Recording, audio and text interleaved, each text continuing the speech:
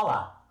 De volta com mais conteúdos de geografia para os alunos do segundo ano do ensino médio. O assunto hoje: problemas ambientais agrários e concentração de terras no Brasil, caminhando para o final do nosso volume 6 do material didático. Para começarmos aí a nossa conversa destinada aos problemas ambientais, digo o seguinte: que a preocupação ambiental no espaço agrário brasileiro, ela existe, porém os interesses econômicos têm superado essas preocupações. Então, o que a gente pode afirmar é o seguinte: falar que, seja lá um produtor rural ou mesmo um grande empresário, que ele não tenha consciência dos problemas ambientais, talvez isso não seja uma verdade.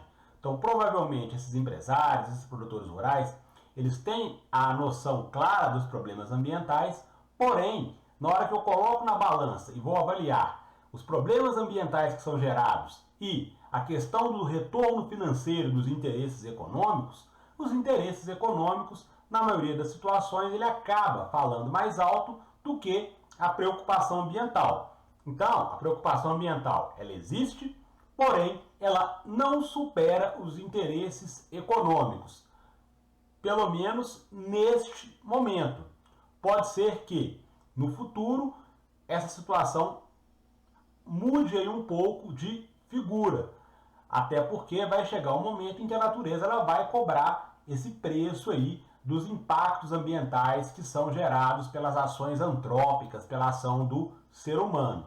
Então o empresário ele tem a noção, porém o econômico acaba sobrepondo as questões ambientais. Diante deste cenário, a gente pode citar aqui a poluição hídrica, a contaminação do solo, as queimadas e o desmatamento, eles têm se agravado no país. Então, o empresário, o produtor rural, ele tem consciência total desses problemas, porém, ele não deixa de executar essas ações em prol do desenvolvimento, do crescimento econômico que ele tem. Então, diante disso, nós temos aqui uma reprodução da página 49 do material didático, e aqui a gente cita um pouquinho desses problemas ambientais que nós temos presentes aí no campo brasileiro. Falo da poluição hídrica, que consta o seguinte, que a contaminação de mananciais, rios, lagos e da água subterrânea dos lençóis freáticos e aquíferos por meio de resíduos líquidos ou sólidos de origem doméstica ou de atividades agropecuárias. Aí entra o uso dos agrotóxicos, fertilizantes e corretivos aí do solo, além de resíduos da criação de animais ou ainda das agroindústrias. Então, citei no slide anterior, o empresário, produtor rural, ele tem ali consciência que aquela atividade que ele está executando promove a poluição aí dos lençóis freáticos. Então, eu tenho lá uma empresa que atua no espaço rural, por exemplo, e essa empresa ela vai despejar resíduos aí dentro dos rios, está promovendo a poluição hídrica. Ou então, no momento em que eu opto por utilizar lá um agrotóxico, um tipo de fertilizante, que vai ser extremamente agressivo aí para o solo, e ao penetrar no solo, o que acontece com esses fertilizantes, com esses agrotóxicos? Eles vão acabar atingindo ali a nossa água subterrânea. Então isso também é uma forma lá de poluição hídrica, só que o interesse econômico acaba prevalecendo em relação à preservação aí dos nossos recursos naturais. Tem a questão da degradação e da contaminação do solo, tão ocasionadas principalmente pelos resíduos sólidos e líquidos decorrentes da ocupação do solo pelas atividades extrativas ou agropecuárias. Então a gente citou, quando eu utilizo lá os agrotóxicos e os fertilizantes, eu estou prejudicando a fertilidade do solo em prol de ter uma produtividade maior naquele momento. Eu tenho também a questão da pecuária, que quando eu tenho lá uma área de criação de gado, uma área de pastagem, então o próprio pisoteio do gado ele vai compactando ali o solo. Então isso também é uma das maneiras de prejudicar ali, de degradar o solo. Questão das queimadas, geralmente realizadas para ampliação das áreas destinadas à lavoura ou à pastagem. Provocam a perda de nutrientes do solo e poluem a atmosfera, contribuindo para o aumento da emissão de gases do efeito estufa, além de causar poluição atmosférica em âmbito local. Então, quando eu utilizo lá a prática da queimada para abrir espaço ali depois para uma área de pastagens, ou então para abrir espaço para uma área de cultivo, então tem lá a emissão dos gases poluentes, então tem o dióxido de carbono, que vai contribuir aí para o agravamento do problema do efeito estufa. Então tem o aumento da elevação das temperaturas em função dessa prática. Então, eu sei dos problemas que são causados, mais uma vez, estou priorizando o aspecto econômico em detrimento da questão ambiental.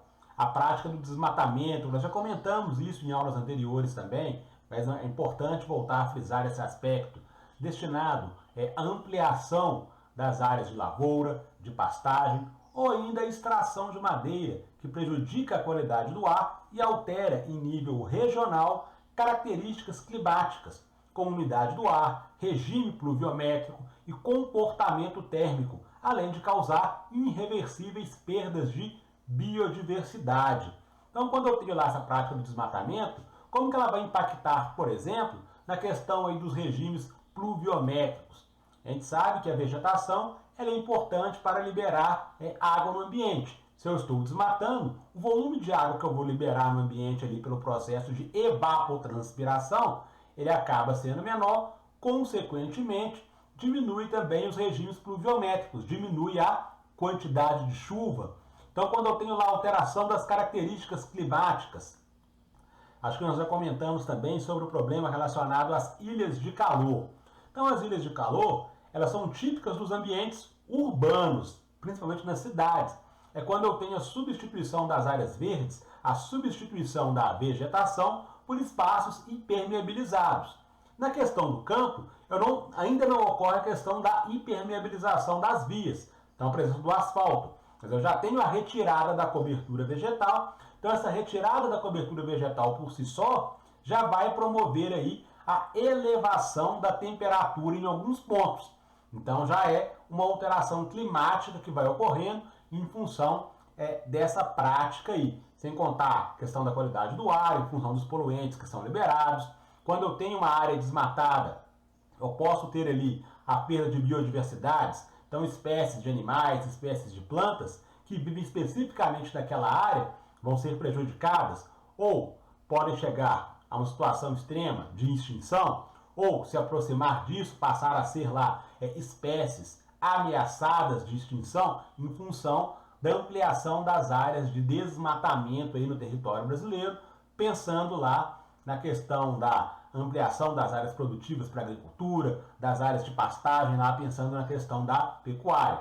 Então, sempre que a gente for falar relacionado às questões ambientais no campo, a gente pode falar com certeza que a preocupação, ela existe, os empresários, os produtores, eles têm ciência dessa questão ambiental, porém, neste momento, as questões econômicas ainda prevalecem em relação às questões ambientais. Claro que aqui eu estou falando de forma genérica, mas a gente pode sim encontrar empresários e produtores que colocam a questão ambiental em primeiro lugar, em detrimento das questões econômicas. Isso só não é uma maioria dos casos, pelo menos não no cenário atual. Talvez no futuro a gente tenha aí uma inversão de situações e que as preocupações ambientais acabem se sobrepondo às questões econômicas, ok? Saindo dos problemas ambientais, indo em direção à concentração de terras aí no Brasil, a gente pode falar o seguinte, que durante o período colonial, a coroa portuguesa ela dividiu o Brasil em unidades administrativas, as chamadas capitanias hereditárias. Já devem ter estudado isso na disciplina de História, que inclusive vai discutir isso aí num nível de profundidade muito maior do que as aulas de geografia. Então, nesse momento, o que é importante a gente entender desse período de ocupação portuguesa no território brasileiro é entender os aspectos que vão relacionar com a concentração de terras aqui no nosso país. Então, com a chegada dos portugueses ocupando principalmente a faixa litorânea aí do território brasileiro, o território ele acabou sendo dividido então em capitanias hereditárias essas capitanias elas foram doadas aos capitães donatários, só que essas capitanias, se eu não me engano, eram 15 capitanias, e aí eram extensões de terra muito grandes. Lembrando que em termos territoriais, comparando Brasil e Portugal, territorialmente o Brasil é muito maior do que Portugal. Então cada uma dessas capitanias representava ali uma grande extensão territorial, o que permitiu com que esses capitães donatários pudessem ali fazer a distribuição das sesmarias, que era ceder lá o direito de uso daquela terra. Então, nesse período de ocupação dos portugueses aqui no Brasil, não existia ainda a questão da posse das terras. Então, as terras pertenciam à coroa portuguesa, foi feito o processo de capitanias hereditárias e o capitão donatário ele passava o direito de uso para as pessoas ali explorarem aquelas áreas ali em relação à questão da agricultura. A gente sabe que na faixa litorânea do território brasileiro ali, a questão da cana-de-açúcar teve um destaque bastante importante, mas relacionando com o nosso assunto, que é a concentração de terras, não havia a posse da terra. O que eu tinha ali era o direito de utilizar aquela terra ali em determinado momento, o direito de uso. Só que aí, com o passar do tempo, o que foi ocorrendo? Essa produção agrária que se concentrava na faixa litorânea, não havia, do litoral com as demais regiões do território brasileiro, um processo de integração. Então a gente sabe que durante o período colonial nós tivemos ali o período em que a cana-de-açúcar foi uma atividade econômica bastante importante, depois tivemos a situação que envolveu a atividade relacionada à mineração, a atividade relacionada à produção do café. Então isso ocorreu em períodos distintos aí ao longo da história, porém, em momento algum, ocorria o processo de integração entre as diversas áreas produtivas aí dentro do território brasileiro. Então, nas imagens aqui nós temos uma representação do século XVI. Então, tenho aqui, que está em preto, que era o território ocupado. Então, era apenas uma pequena faixa aqui no litoral. Quando eu chego no século XIX, eu já tenho uma ampliação um pouco maior. Eu já tenho um processo de interiorização que ele vai ocorrendo, ele vai sendo ampliado ao longo do tempo. Então, nesse sentido, é importante citar a atuação dos poceiros, porque já que eu tenho a situação em que o capitão donatário faz lá permite o direito de uso através das sesmarias, muitas pessoas ali não tinham condições de ocupar aquela região. Então elas acabaram indo em direção ao interior. Começa a ocorrer, então, esse processo de interiorização. Lembrando, isso não acontece da noite para o dia. Basta observar a questão das nossas imagens. Eu estou falando do século XVI até o século XVII. Então tem um período de tempo muito amplo para que esse processo de interiorização aí do território brasileiro ele comece a ganhar contornos maiores, digamos assim. Ele começa a ampliar esse processo de interiorização ao longo do tempo. Diante desse cenário, no século XIX, surgiu a necessidade de criar mecanismos para permitir o acesso à terra no Brasil. Então, com esse intuito, foi criada a Lei de Terras Brasileiras em 1850.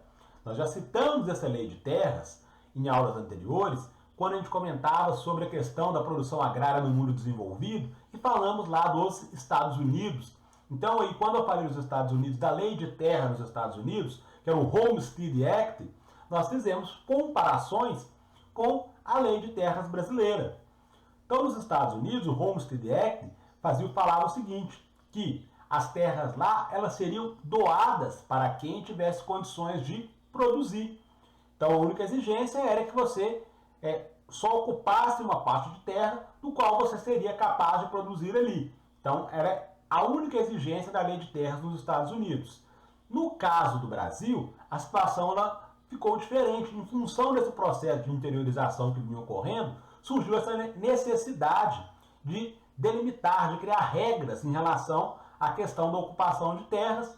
Daí, então, foi criada a nossa Lei de Terras, que alegava o seguinte, ou falava o seguinte, que o direito de propriedade agora, ele passa a ser feito apenas através do processo de compra e venda. Então, só vai ter direito à propriedade quem tiver recursos, dinheiro suficiente para adquirir.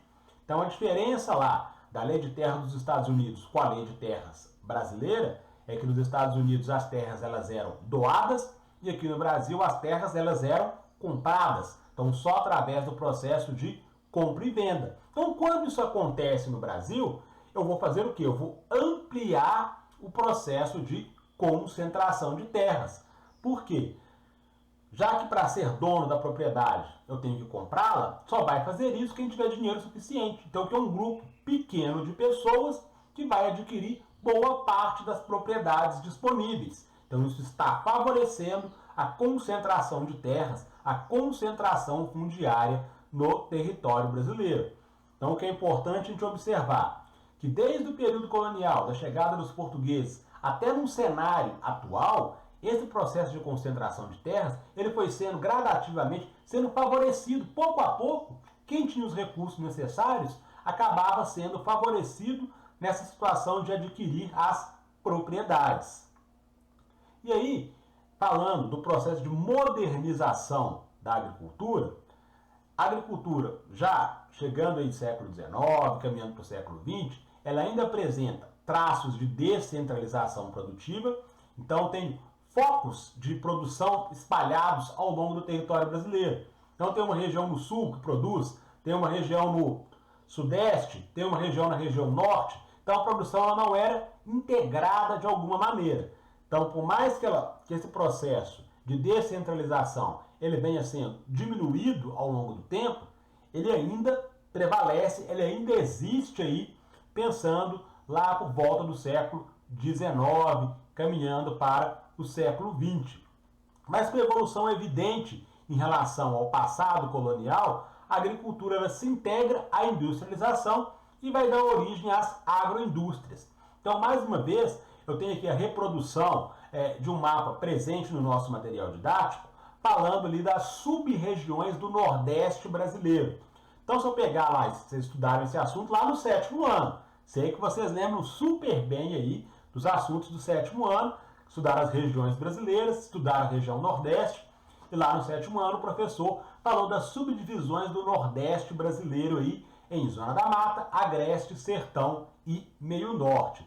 Então a faixa litorânea, que está em verde aqui no nosso mapa, que representa a área da Zona da Mata, nesse local, nessa faixa litorânea, eu tenho ali concentrado principalmente as atividades relacionadas à industrialização.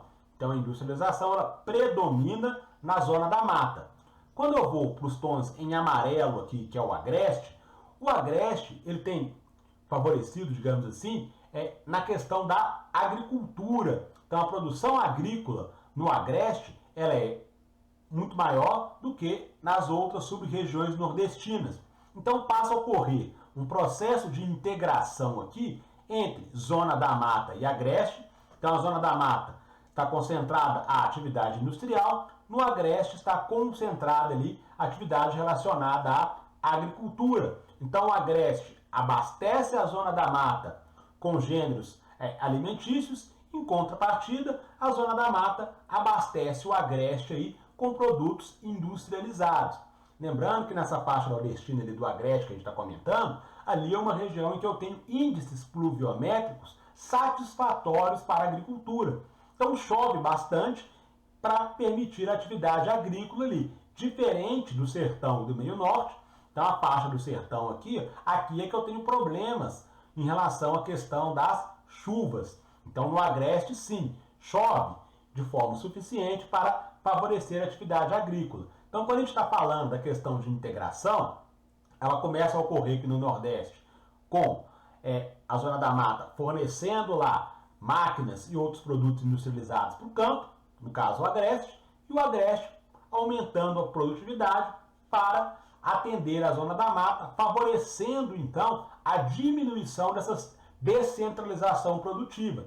Então isso acontece no Nordeste e vai acontecendo também em outras regiões brasileiras, até chegar um momento em que eu passo a ter ali uma integração maior entre as atividades industriais e as atividades relacionadas ao setor primário, relacionada ao campo, à agricultura. Então a relação campo e cidade, ela passa a ser estabelecida com a troca de tecnologias, resultando aí na mecanização da produção, mas ainda guarda traços lá da exploração da mão de obra. Então o que acontece? Já que a gente falou da questão da concentração de terras, a gente sabe que a maior parte das propriedades está concentrada num grupo pequeno aí de proprietários. E a maior parte da população, então, que não consegue nem ser dona de uma grande propriedade, nem também ser dona dos meios de produção, pensando no espaço urbano, ser dono lá das indústrias. Então, a maior parte dessa população ela vai ter a mão de obra disponível, então, para ser negociada, para ser vendida. Então, nesse sentido, a exploração da mão de obra ela acaba ocorrendo aí. Claro, quando eu estou falando do período colonial, em que foi observado lá a questão da mão de obra escrava, não é nada disso. Então, a exploração da mão de obra dessa situação envolve, por exemplo, a questão lá dos boia-fria, dos trabalhadores temporários, que eu tenho lá o movimento pendular, em que os trabalhadores vão se deslocar de um local para outro para conseguir executar a sua atividade profissional. É nesse sentido que eu estou falando da exploração da mão de obra. Então, eu tenho aqui na imagem também a situação mostrando aqui um trabalhador temporário, chamado lá boia-fria. Então, quando eu tenho lá no campo a época de fazer a colheita, esses trabalhadores, eles então são contratados para auxiliar ali no processo de colheita lá dos meus cultivos. Então, isso é feito durante um determinado período, só que quando chega o momento da entre-safra, esse trabalhador ele acaba sendo dispensado. E aí o que ele vai fazer? Ele tem que migrar do campo, muitas vezes em direção às áreas urbanas, agora para poder buscar emprego no setor industrial. Quando volta o momento ali da colheita, esse trabalhador acaba migrando mais uma vez para o campo. Daí o nome trabalhador temporário. Ele não tem um vínculo empregatício direto com o dono lá da propriedade, com o dono da fazenda. Então ele trabalha durante os períodos de colheita. Então, trabalhador temporário, boia-fria, ou então quando ele faz esse processo de migração, sair do campo para trabalhar na cidade, ou sair da cidade e trabalhar no campo, dependendo aí dos períodos, ele vai ser aquele trabalhador que eu vou chamar de pendular, o movimento pendular, em que eu me desloco de um local para o outro em busca aí de oportunidades de trabalho. Então é nesse sentido que eu estou falando da questão da exploração da mão de obra quando ocorre essa integração entre campo e cidade, claro, favorecido pelo processo anterior que nós vimos de concentração de terras. E aí os exercícios, sempre atividades para mostrar como que isso é cobrado da gente aí em avaliações. Então a primeira questão fala sobre a estrutura fundiária e as relações de trabalho no campo brasileiro, pede para assinalar a alternativa correta. Então a letra A fala que a estrutura fundiária apresenta acentuada concentração da propriedade decorrente das formas de apropriação das terras desde o período colonial. Então a letra A me mostrou ali informações interessantes. Vou observar as outras opções aqui. A partir de 1850, com a Lei de Terras, todos os trabalhadores rurais passaram a ter acesso à terra? Claro que não, muito pelo contrário. Com a Lei de Terras, que fala que a propriedade agora só pode ser adquirida através do processo de compra e venda, isso não vai favorecer os trabalhadores rurais que não têm recurso para adquirir a propriedade. A modernização do campo, ela proporcionou a extinção dos contratos de parceria em todas as regiões brasileiras? Também não. Em aulas anteriores, nós discutimos alguns conceitos importantes. Eu falei da importância das parcerias. Por que a importância da parceria? Citamos que a Constituição brasileira permite, por exemplo, que uma área improdutiva seja lá confiscada pelo governo para ser redistribuída em programas de reforma agrária. Então, se eu tenho lá um trabalhador que juntou dinheiro a vida inteira para conseguir adquirir lá uma propriedade rural, então ele adquiriu a propriedade, mas agora faltam recursos para que ele consiga cultivar alguma coisa naquela propriedade. Então ele faz uma parceria, então tenho lá um produtor que vai entrar com os recursos, eu entro com a terra, e aí a gente vai dividir lá lucros e prejuízos. Então quando eu faço isso, eu estou encontrando um mecanismo para garantir que a minha terra se torne produtiva, evitando uma ação lá de confisco por parte do poder público. Então, houve extinção dos contratos de parceria? Não, isso não ocorreu. Na letra D, nas áreas de fronteira agrícola, todos os trabalhadores rurais possuem títulos de propriedade da terra? Também não. Mais uma vez, falando dos trabalhadores rurais, eles não vão ter condições de adquirir títulos de propriedade, porque isso só é obtido através do processo de compra e venda. E a letra E fala que os boia-frias são assalariados que trabalham nas propriedades de forma permanente e com vínculo empregatício. A gente acabou de citar que isso não acontece. Eles são trabalhadores temporários, não são permanentes. Então eles trabalham de tempos em tempos, quando eu tenho lá período de colheita, por exemplo, e não existe o vínculo empregatício, a carteira assinada com todos os direitos lá bonitinhos. Muito pelo contrário, eu vou encontrar em algumas regiões aí do Brasil propriedades rurais que têm lá os seus trabalhadores em condições análogas à escravidão. Então a pessoa trabalha ali em troca praticamente de comida e de um local para poder dormir. Então essa situação muitas vezes ela é considerada lá análoga à escravidão. Então nessa questão marcamos a letra A como a alternativa correta. E questão número 2 fala da estrutura fundiária, que ela está relacionada à maneira como as propriedades agrárias estão distribuídas em um determinado lugar. Sobre a estrutura fundiária, assinale a alternativa incorreta. A letra A fala que, quanto maior a concentração de terras, menor será a quantidade de propriedades de terras e maior será o tamanho das propriedades, chamados latifúndios. Então, a letra A corretíssima.